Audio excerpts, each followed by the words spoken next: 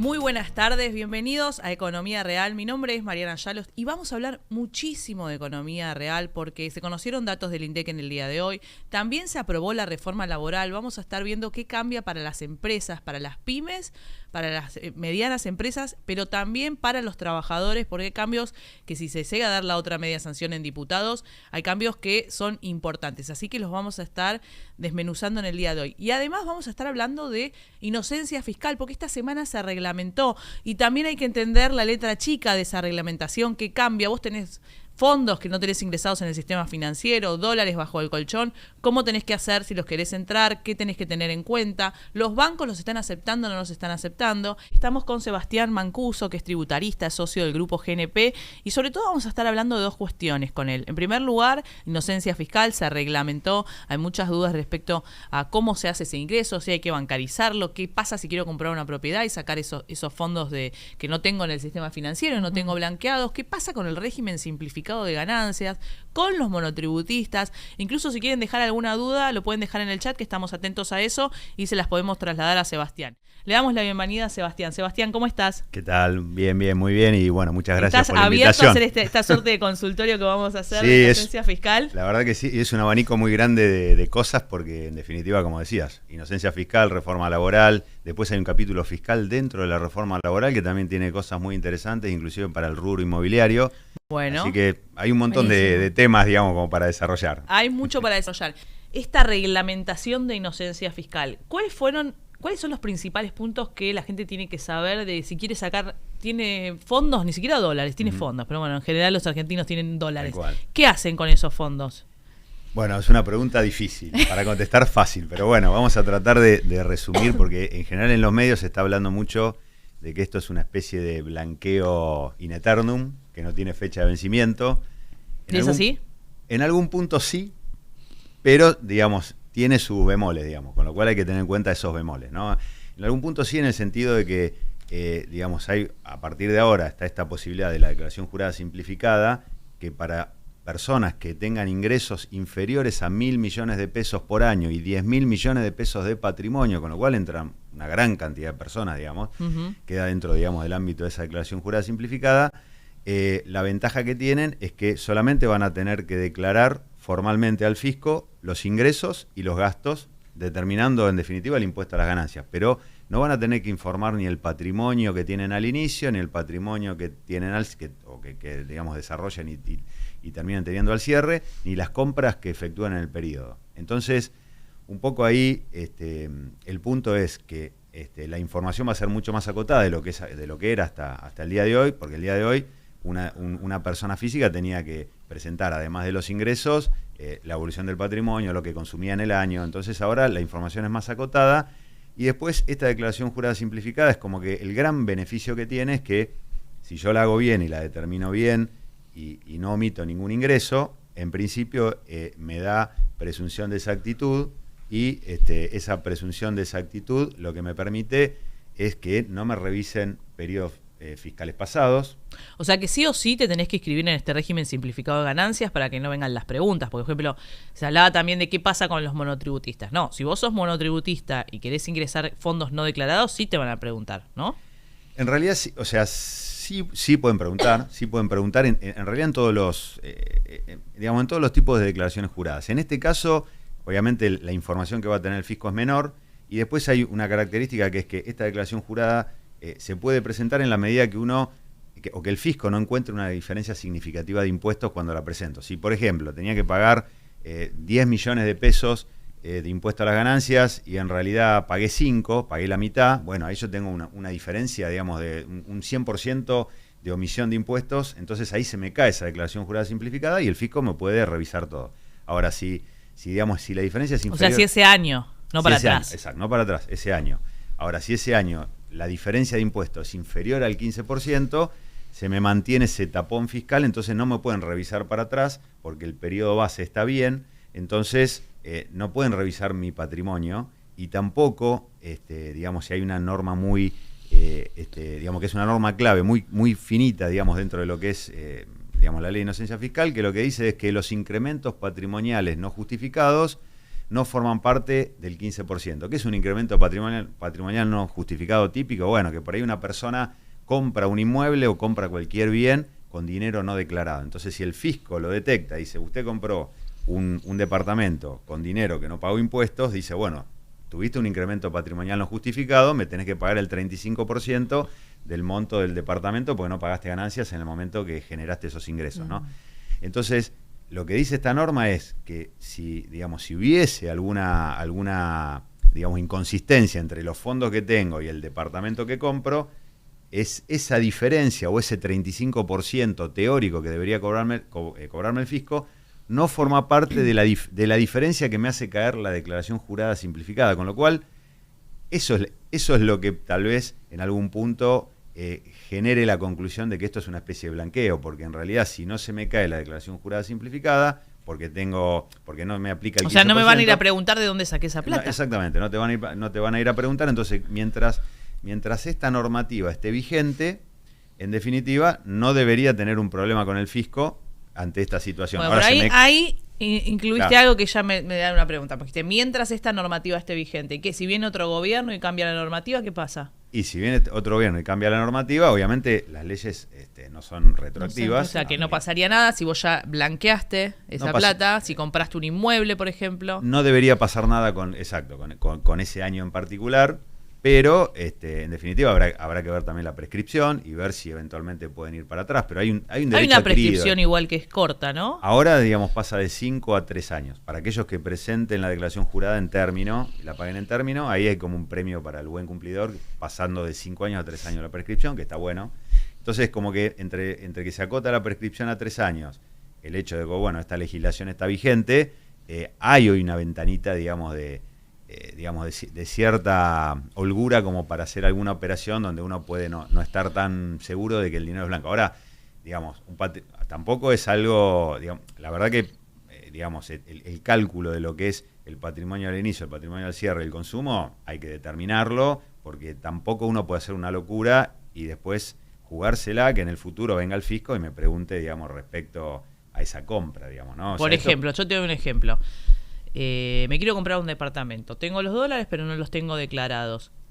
¿Ahí después puedo tener algún problema? ¿O esta normativa te cubre? Primero, quiero decir algo en principio respecto a la bancarización. En la reglamentación lo que dice es que hay que bancarizarlo, salvo en la compraventa de inmuebles. ¿Es así? O sea, exacto, quiero comprar un auto, tiene que entrar por banco. Exactamente. La norma lo que dice es que el origen o el destino de los fondos tiene que estar bancarizado, ¿no?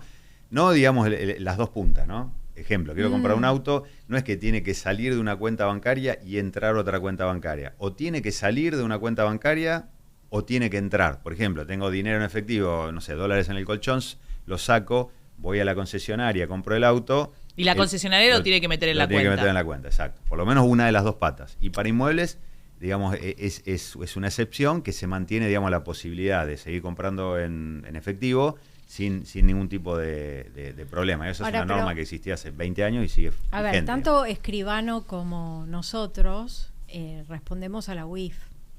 ¿Cuál es el rol ahí? También ahí.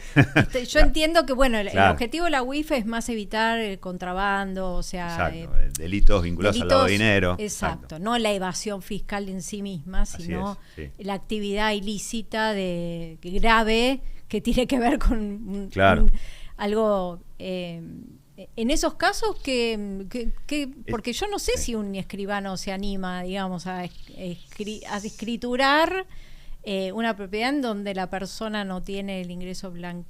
Claro, el dinero en blanco, hay en algún punto, en general, en las operaciones inmobiliarias. ¿Qué le dice un contador al cliente que le dice, mira, quiero ir y comprar este departamento? ¿Puedo o no puedo? A ver, puede. Acá es un tema tal vez de montos. Porque a veces son diferencias pequeñas, exacto. Y por ahí no se puede hacer la operación por eso, porque la persona lo puede justificar $20.000, $10.000. Claro, la idea del gobierno es que se pueda hacer una propiedad ahora. De 100, ¿no? La idea del gobierno es que se pueda hacer. Ahora, ¿se va a poder hacer? Porque siempre está esa duda. Si el gobierno dice sí, no vas a tener problema.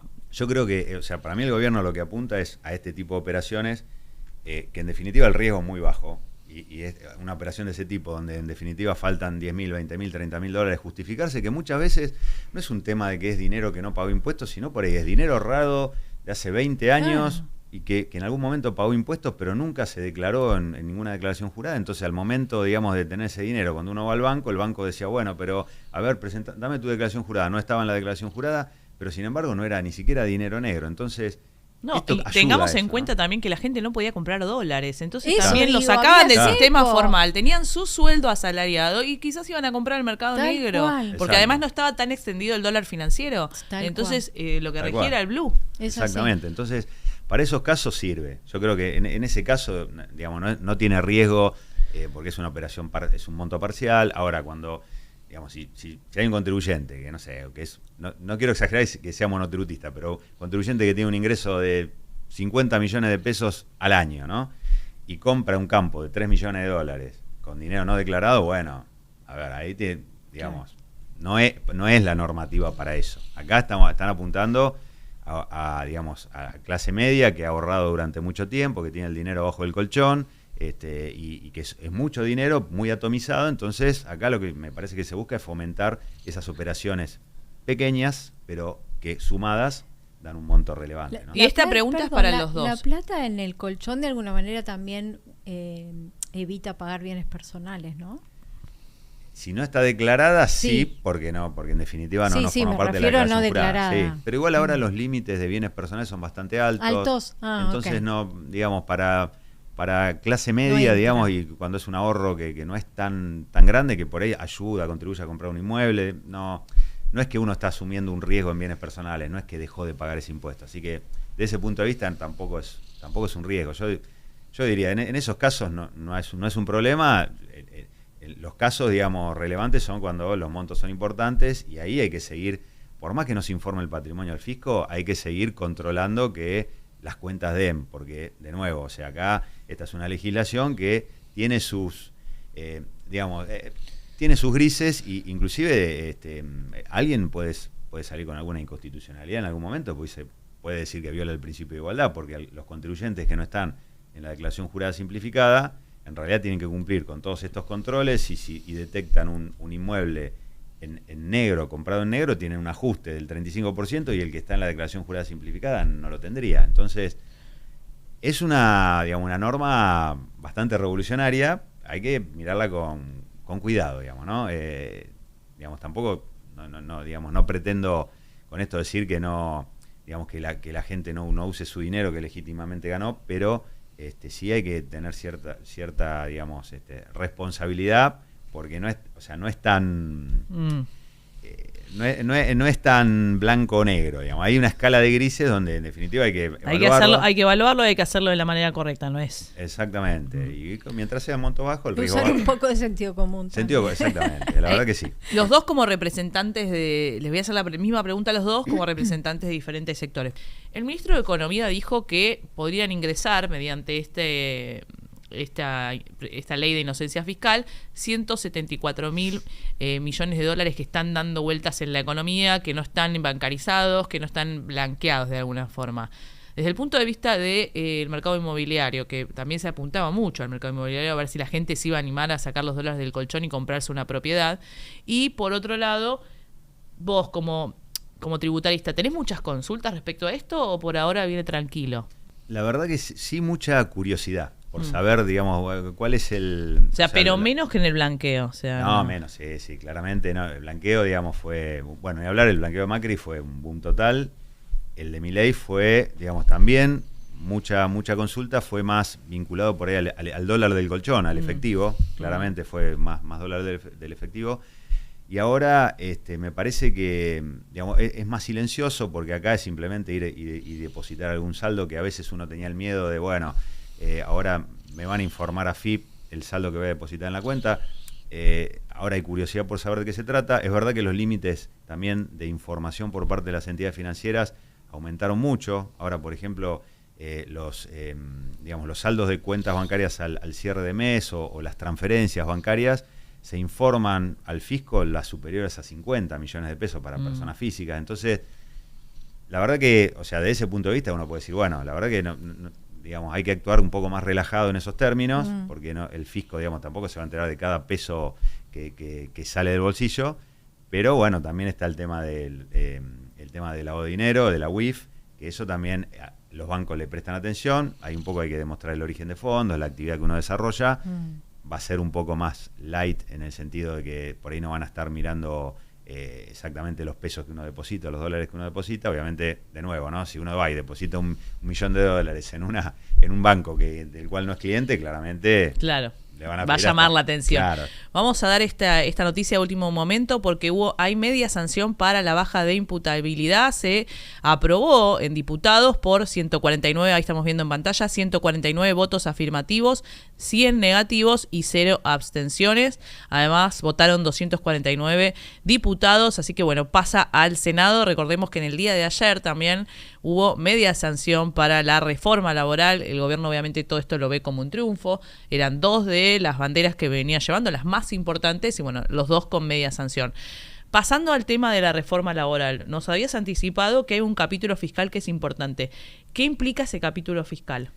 A ver, es un capítulo importante. Se sacaron algunas cositas en la negociación por la reforma laboral. Se sacó la reducción de la tasa de impuesto a las ganancias para empresas, sí, que era un 10% de reducción, porque era del 35 al 32,5 y del 30 al 27, eso se sacó para poder, digamos, en definitiva, destrabar la reforma laboral.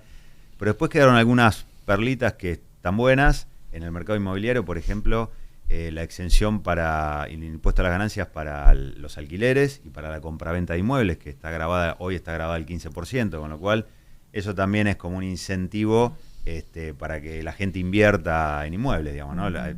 Pone en igualdad de condiciones en algún punto a las inversiones financieras con los inmuebles, porque hoy las inversiones financieras que son de riesgo argentino, como títulos públicos, obligaciones negociables, están todas exentas de impuestos, tanto los intereses como la compraventa, y los inmuebles, que en definitiva es un activo de riesgo argentino también, estaban penalizados con el 15%. Entonces, ahí esa es una buena, digamos. Bien. ¿El 15 en la diferencia entre compra y venta? Claro, exacto. Entre el ¿Eso precio para las propiedades compradas después del 2018? Del 2018, exacto. Las anteriores no tienen impuesto a las ganancias, tenían ITI. ¿Impuesto cedular se llama? Sí, es un impuesto cedular, sí, es un impuesto a la ganancia de capital, exacto, que es un 15%, y en definitiva, si uno compró una propiedad en el 2019, lo puede actualizar el costo hasta el momento de la venta también, que es una ventaja que tiene la ley, pero paga el 15% sobre la diferencia entre el precio de venta y el de compra actualizado. Ahora sería, si sale la ley, se sanciona, en definitiva no tendría costo fiscal. Así que ese es un punto importante. Pero el capítulo fiscal se redujo bastante, ¿no? Con esto de que se haya sacado lo de ganancias para las sociedades. Sí, ¿Qué otra cuestión fiscal? Otra cuestión fiscal que está interesante es el RIMI, que es como una especie de RI para pymes. ¿Cómo es el RIMI? El RIMI básicamente es para todo el espectro pyme, que es de micro pymes a medianas tramo 2, que hay micros, pequeñas, medianas y medianas tramo 2, que son las pymes más grandes, digamos. En la medida que inviertan más de $150.000 para la pequeña y $9 millones para la mediana tramo 2, en el medio $600.000, $3,5 millones para la pequeña y la mediana. O sea, en esa escala, si se invierte ese dinero, se puede deducir la inversión, dependiendo qué bien sea. Por ejemplo, si son bienes muebles, son maquinarias, en 2 años solamente. Se puede deducir en 2 años. Si son otro tipo de inversión, una obra, por ejemplo, en el 60% de la vida útil de ese bien. Por ejemplo, si es una instalación que tiene 10 años de vida útil, se puede deducir en 6. Como que se achica la deducción, se achica el tiempo de deducción, se deduce antes. Y después, si esa inversión a mí me genera créditos fiscales de IVA, porque en definitiva cuando uno compra o hace una inversión, paga el precio neto y el IVA, que es crédito, y si no lo puede descargar contra el débito de las ventas, se acumula, es un costo financiero. Entonces, si se acumula más de 3 meses, puedo solicitar la devolución al fisco y me devuelven el dinero. Entonces, esos son como los 2 grandes beneficios que tiene este régimen, en la medida que se haga la inversión dentro de los 2 años desde que tenga vigencia la ley, ¿no? ¿Es beneficiosa para las pymes? ¿O se quedaron cortos? ¿Está bien? ¿Qué pensás? Está bien, creo que está bien. No es, digamos, no es algo... Es algo que sirve para generar un incentivo para que la pyme invierta, para que mejore su competitividad, pero después lo que falta por ahí es la reforma tributaria integral, que es la que en definitiva están por ahí planteando para marzo para adelante, ¿no? Que de hecho está escrito en la reforma laboral, como que hay hay como un acuerdo, digamos, de reforma fiscal integral, donde ahí, digamos, en teoría se deberían poner de acuerdo nación y provincias. Que ese es un tema, claro, que bueno, es como... Bueno, sí, hablaron de que, bueno, sacamos esto, pero nos vamos a poner de acuerdo en una baja para los impuestos, tanto de provincias como... Porque esto es algo que también viene marcando el ministro de Economía, Toto Caputo. Dice, nosotros, nuestro objetivo es bajar impuestos, queremos que las provincias y los municipios acompañen. ¿Cómo está hoy la carga tributaria para una empresa? Podemos diferenciar, si querés, en medianas, sí, chiquitas, grandes. Yo creo que, a ver, la carga tributaria total sigue siendo alta, si bien hubo, digamos, ciertas reducciones, pero más reducciones vinculadas a lo transaccional, ¿no? A las importaciones, obviamente impuesto país, se redujo el impuesto país, entonces bajó el precio de las importaciones de productos. De hecho, ahora en esta reforma, en el capítulo tributario, otra cosa que hay es la eliminación de impuestos internos, que también, en definitiva, lo que busca, me parece que es bajar la inflación, antes que nada, antes que mejorar la competitividad de las pymes. Pero falta, después tenemos, la tasa llega hasta el 35% para las pymes, seguimos con el IVA al 21%, débitos y créditos también sigue siendo el 1,2 entre la entrada y salida de dinero, entonces, y ingresos brutos ni hablar, si bien algunas jurisdicciones bajaron testimonialmente alguna que otra alícuota, no hay una baja generalizada. De hecho, por ejemplo, un tema que es controvertido y que empezó a regir ahora en enero de este año, es que muchas jurisdicciones, incluida Cava, empezaron a gravar los rendimientos de los fondos comunes de inversión en las empresas. Por ejemplo, una empresa vende un producto, se queda con la caja. Si la caja le invierte en un fondo común de inversión, en definitiva, como capital de trabajo, ¿no? Para mantener el valor del dinero, para cubrirse de la inflación y eventualmente generar un interés positivo, es el valor de la cobertura frente a la inflación, más ese interés positivo sobre ese valor, sobre esa renta, digamos, nominal, porque no es real, no es una renta real, hay que pagar ingresos brutos a partir de enero. Entonces, la verdad que es como una norma media contramano de la mejora de la competitividad para las pymes, va en contra. Me parece que acá lo que falta claramente es meterse con débitos y créditos, que es un impuesto súper distorsivo, y después... Sí, lo puso dentro de los que Caputo lo nombró y dijo, bueno, es uno de los que queremos eliminar, bajar, pero también aporta caja, ¿no? Está esa cuestión. Exactamente, sí. Es bastante importante el aporte que hace, ¿no? Y para las provincias es un recurso fundamental. Sin ingresos brutos diría que no pueden funcionar, y aparte... Ingresos brutos tiene una característica, digamos, práctica, que es que la provincia en definitiva no solo cobra el impuesto, la alícuota de impuestos. Si uno habla con empresarios en general, lo que ve es que, está bien, pagan el impuesto, pero muchas veces generan un montón de saldos a favor en un montón de provincias. Entonces la alícuota efectiva del impuesto que pagan no es el 3, el 4, el 5 de la alícuota teórica que dice la ley, sino que cuando uno mira lo que efectivamente ingresó al fisco, el impuesto más los saldos a favor que quedaron, por ahí se duplica la tasa en algunos casos. Es una locura. La devolución de los saldos a favor es muy difícil de conseguir, entonces eso también termina afectando la competitividad y forma parte de la presión tributaria, y no hay, digamos, es algo que no se resuelve, porque obviamente... ¿Vos creés que hoy para la empresa le cuesta más la carga? Porque siempre se habla del costo laboral, los empresarios ya no piden, o dejaron de pedir una evaluación sobre todo, y ahora piden todos, bueno, bájenme, yo quiero competir, bájenme el costo que tengo en mi empresa, no solo laboral, también tributario, bajen los impuestos. ¿Esta reforma puede ayudar a crear empleo por lo pronto?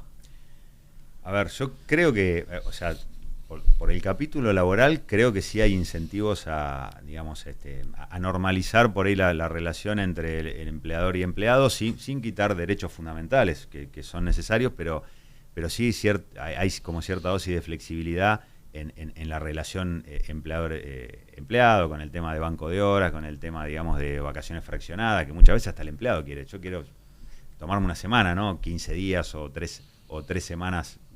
¿Eso no se hacía ya en la práctica? En la práctica, sí. Se 100%, se conversaba. Entonces, pero la legislación, digamos, se había quedado con... Digamos, sí, legislación vieja de hace muchos años atrás. Claro. Vamos a repasar un poquito cuáles son los cambios que se introdujeron. También, también hubo algunos beneficios o no beneficios. Era mucho más, le iban a sacar más cosas a los sindicatos y finalmente queda la cuota solidaria. Iba a tener un plazo y finalmente queda como permanente. Los fondos para las obras sociales quedan en el 6%. Pero vamos también al principal tema, que es el corazón de la reforma laboral: indemnizaciones. ¿Qué cambia ahora, si es que finalmente se sanciona en diputados y entra en vigencia esta nueva ley? A ver, básicamente lo que cambia es que, a efecto de la indemnización, la base de cálculo va a ser el sueldo mensual normal y habitual, y no va a formar parte del cálculo el SAC, las vacaciones, gratificaciones, en definitiva, bonos, etcétera. O sea, todo lo que es accesorio al salario, digamos, normal y habitual, como que quedaría fuera del cálculo indemnizatorio. Obviamente eso implica una menor indemnización, pero también, por otro lado, digamos, ahí que, digamos, uno puede tener una opinión u otra, ¿no? Pero puede decir, es una menor indemnización, sí, es verdad, pero por otro lado, el empleador también tiene un incentivo a generar tal vez una mayor gratificación, sin, digamos, sin tener como contrapartida el hecho de que... Claro, capaz quiero dar un bono y lo pienso, porque después sí... Claro, formará parte, digamos, de una indemnización futura, cuando en Argentina, muchas veces los negocios, digamos, dependen de factores macroeconómicos que hacen cerrar un negocio, y una pyme, digamos, termina quebrada por las indemnizaciones, porque no puede, o sea, en definitiva, el sistema termina, digamos, castigando a los que ofrecen empleo estable durante el tiempo, porque cuanto más años tenga el empleado, en definitiva, sobre todo para las pymes, las grandes empresas en general, digamos, es un poco más fácil, digamos, manejar este tema indemnizatorio, porque tienen otra solvencia patrimonial. Por eso el FAL es 2,5 para las pymes, 1% para las grandes empresas. Claro. Hoy también hablaba con un abogado laboralista que me decía, bueno, esto no sé por qué es el porcentaje, y en realidad porque el fondo, a las que más les cuesta pagar las indemnizaciones, es, como vos bien decís, a las pymes. Por eso, en vez de, y hay que decirlo esto, no es que le aumenta la carga patronal a la empresa, sino que lo que hacen es que en vez de que vaya al ANSES ese 2,5 de las pymes va a ir a este fondo de asistencia laboral, este FAL, y en las grandes empresas va a ser del 1%. Claro. ¿Esto le ayuda a las pymes, este fondo? Hay que ver después cómo se maneja, cómo se reglamenta, quiénes van a estar detrás. Yo creo que ayuda a las pymes e inclusive ayuda a los empleados, y sobre todo a los empleados trabajadores que se comprometen con la compañía, porque en general este sistema, de hecho en algunos países de Latinoamérica existe, y esa retribución la recibe no solo el empleado despedido, sino el que se va, el que renuncia de la compañía y se va a trabajar a otro lado. Entonces, en definitiva, es como que termina cobrando parte de ese concepto indemnizatorio, y después se va a otro trabajo, y eso, digamos, siempre termina en cabeza del empleado, porque acá, digamos, bajo el sistema tradicional, un empleado que trabaja durante toda la vida y se jubila nunca va a recibir una indemnización, y el empleado que lamentablemente sufrió un despido, sí recibe la indemnización. Acá me parece que se puede ecualizar, digamos, los dos tipos de empleados. Yo veo ahora hay una nueva generación, ¿no? Porque uno piensa en la antigüedad de los empleados de hace 10 años. Pero hay una nueva generación que a mí me da la sensación de que no se imagina en una empresa trabajando 20 años. Uh-huh. Exacto, sí. Me parece que eso ya no va a pasar. Pero la indemnización es para, ¿no?, cualquiera que es despedido. No, ya sé, pero yo te estoy hablando que hay empresas que hoy tienen empleados que tienen una indemnización muy alta, porque son la antigüedad es muy grande, pero que con el tiempo eso me da la sensación de que ahora la problemática me parece que es distinta. O sea, las indemnizaciones son de menos tiempo, digamos. La gente se va capaz que a los 6 meses, no sé. Cuando uno va a pymes, al rubro pyme, hay muchas pymes industriales, por ejemplo, que sí tienen empleados con mucha antigüedad, y a veces tienen que reestructurar por operaciones, porque cambió el mercado y no pueden hacerlo. Se genera algo en la conducta del empleado. A veces también. Psicológico. Sí. Y que no se va para no perder la indemnización. Exacto. Y quizás no está contento con el trabajo. Ninguno de los dos está contento con la situación. Claro, entonces es como si trabaja desgano, baja la productividad. Bueno, chicos, nos quedamos sin tiempo. Voló el programa. La verdad que muchísima información. Tuvimos muchos temas. 2 personas como ustedes acompañándome acá en el piso. Muchas gracias, Sebastián, por venir. Un gustazo estar acá, así que gracias a vos. Sebastián Mancuso, socio del grupo GNP.